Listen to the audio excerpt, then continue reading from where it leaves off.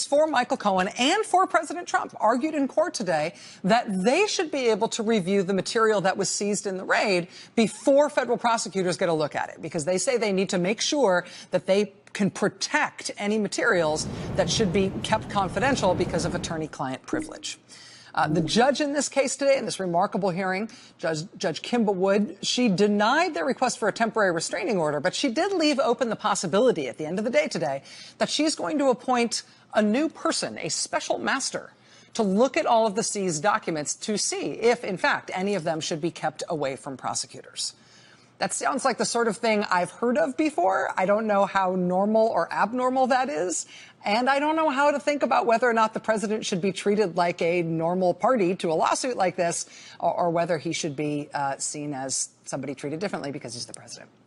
Joining us now is a former prosecutor with the U.S. Attorney's Office for the Southern District of New York, Mimi Rocah. Ms. Rocah, thank you very much for being here. Thanks for having me. A special master being appointed to look at stuff, to see whether or not prosecutors can ultimately look at it themselves. I've heard the term special master before, so I know this is not something they are inventing for this process. How unusual would it be in this case? But not unprecedented. We've spoken about a lot of the court and that was the Lynn Stewart case. That was a case where there was a special master appointed, but it was a very different case. And the government today spent a lot of time distinguishing between the court why Lynn Stewart was different. Because in that case, not only was the lawyer being criminally prosecuted, but she had a lot of real criminal clients, which was the plaintiffs have, were criminal defendants in cases before pending the summons.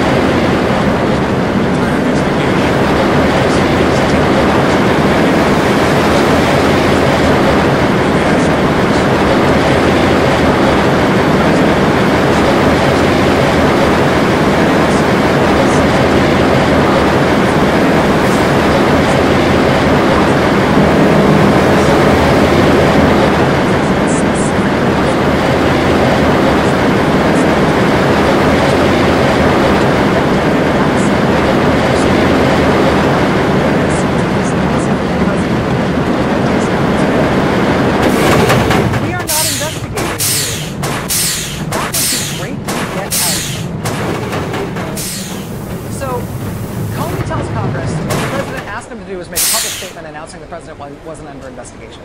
Comey apparently used that same description when he called Dana Bente that day to brief him on the president's behavior. All right, last one. Part of the obstruction of justice concern here is that the president shouldn't have been calling James Comey anyway. Shouldn't have been making this direct call to the FBI director about an ongoing investigation. The president shouldn't be having one-on-one solo communication with the FBI director about matters actively under investigation. Now, Comey explained to Congress that according to the rules, he shouldn't be talking to the president about this stuff alone at all. Did you go to anyone at the Department of Justice and ask them to call the White House counsel's office and explain that the president had to have a far better understanding and appreciation of his role vis-a-vis the FBI? In general, I did. I spoke to the Attorney General and I spoke to the new Deputy Attorney General, Mr. Rosenstein, when he took office, and explained my serious concern about the way in which the president is interacting, especially with the FBI. And I specifically, as I said in my testimony, told the Attorney General, it can't happen that you get kicked out of the room and the president talks to me. Told the Attorney General, it can't happen that you get kicked out of the room and the president talks to me. I can't be having this conversation. That's what Comey told Congress. He says he let the Justice Department know, he let the Attorney General know. It can't be that the Attorney General gets kicked out of the room and the President talks to the FBI director.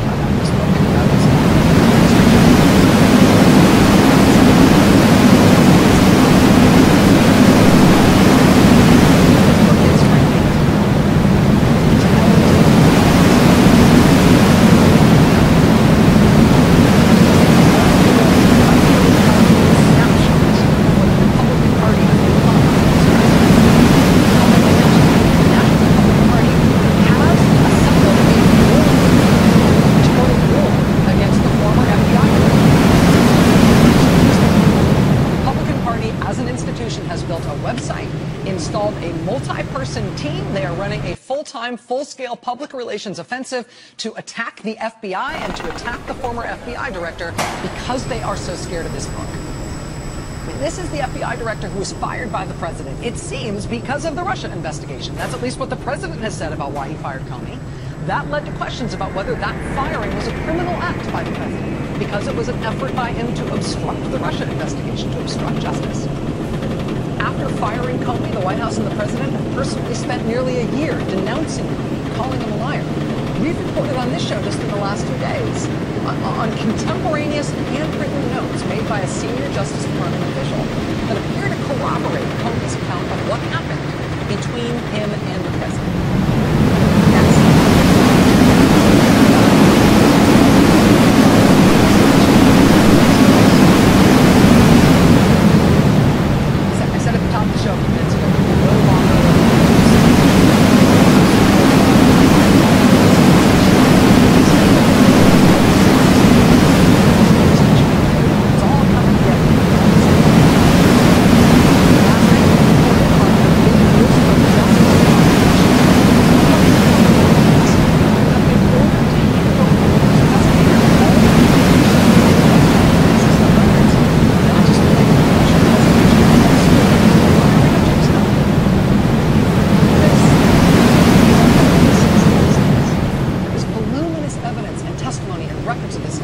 Already been handed over, already processed, already part of.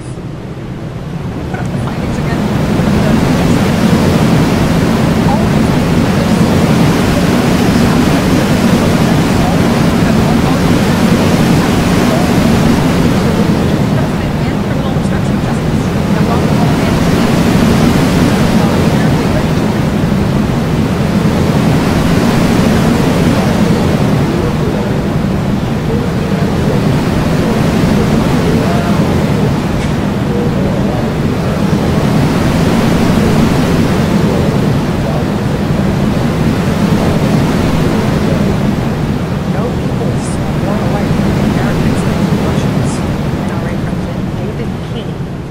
That happened during a visit when David Keene and other NRA officials traveled to Moscow to attend a conference put on by a group called the Right to Bear Arms.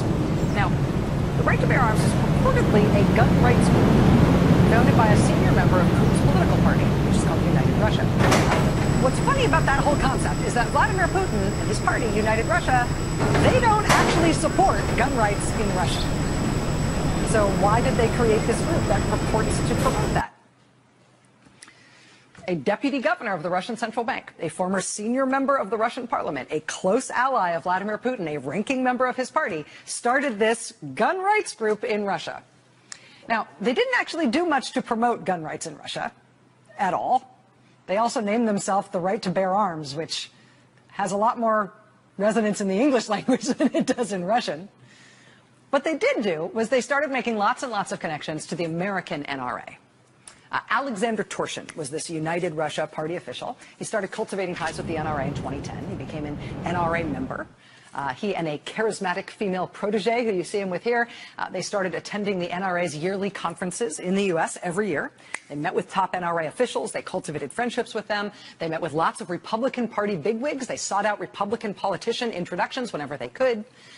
And they twice got senior NRA officials and NRA-affiliated celebrities to come visit Russia, all expenses paid, as guests of this Putin-affiliated fake gun rights group. that honestly wasn't actually promoting gun rights in Russia. Now, among the U.S. officials who personally promoted this Russian group is John Bolton, who is supposed to start on Monday as National Security Advisor. Here he is, as you've never seen him before, with Russian subtitles.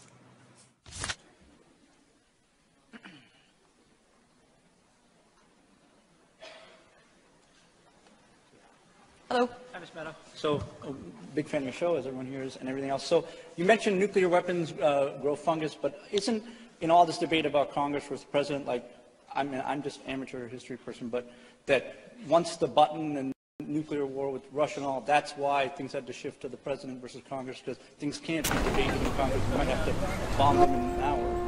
So, is there a way around that? Thank you for the question. It's it's an interesting and complicated idea, but I am not of the belief that the technology of warfare has changed the politics that much. Whether it's drone warfare in the very current, in very contemporary politics, or the founders, in the way they debated things like whether we ought to have a standing army and what would be the share power and why the legislature would be vested with questions of war and peace. They were cognizant of the idea that a president needed some authority, some limited, essentially unilateral but temporary authority to do things like, they would use words like to repel invasion.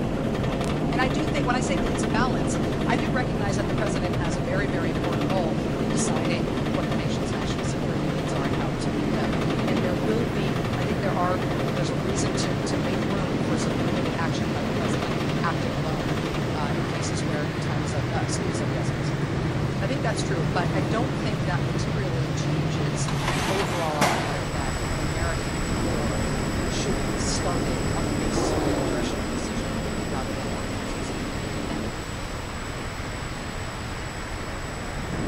I'm interested.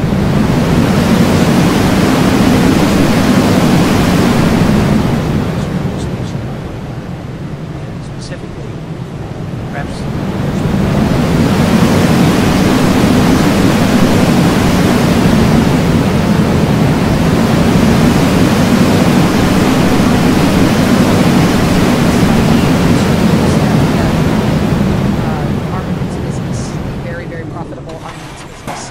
does not pursue its own interests. And when you make a lot of money, that makes you more powerful, which is able to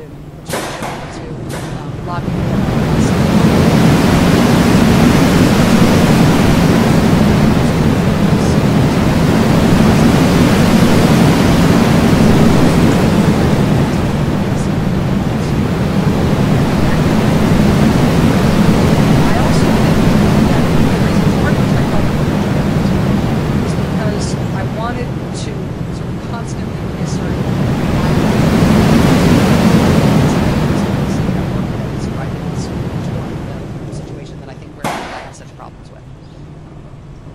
I think that sometimes, I said the other night, it came out more eloquently than I expected it to. Like, I actually said it wrong, and the accident sounded good. So I'm going to keep saying it now, which is that conspiracy is sometimes easier than complexity.